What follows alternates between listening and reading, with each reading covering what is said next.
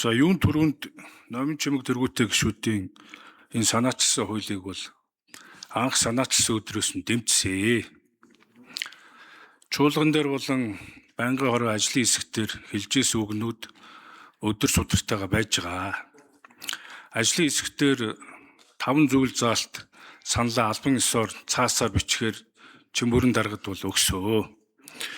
Өөрөөр хэлбэл веб буюу одоо энэ татвараас гадуур тамхин бүтээгдэхүүн нэрлэгдэхгүй байгаа гэх мэт энэ хүүг залуучууд хортой ийм бүтээгдэхүүнийг татж авчирч хуульчилж байгаа нь зөвөө гэдэгтээ байр суурь нэг байгаагаа эртнээс бол илэрхийлсэн. Гэхдээ номын чимэг гишүүнд бол ажлын хэсэгт нь ганцхан би хэлж ирсэн. Жохо академик байна уу юу? Амьдралтай асуудал хандаач.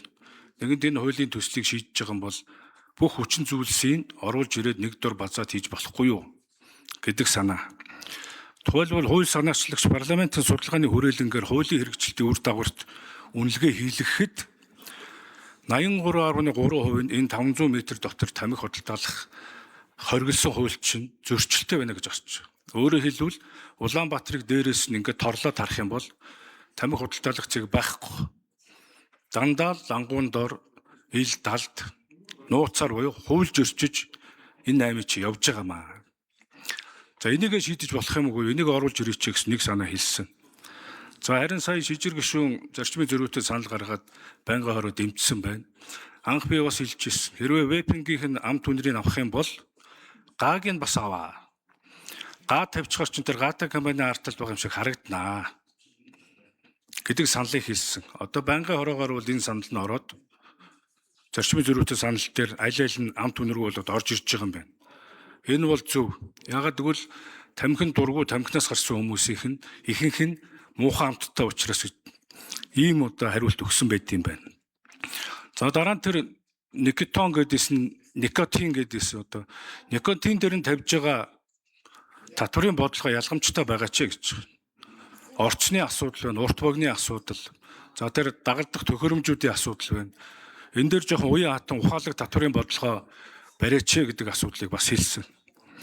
За гэх мэт энэ хуулийн төслийг одоо ажлын хэсэгт хилцэж байгаа хүрээнд нь биш бас өмнө нь ийм байж болохгүй юу гэдэг өөрийн үзэл санааг хэлэхээр аль нэг компани лоббист болж хувираад байна л та.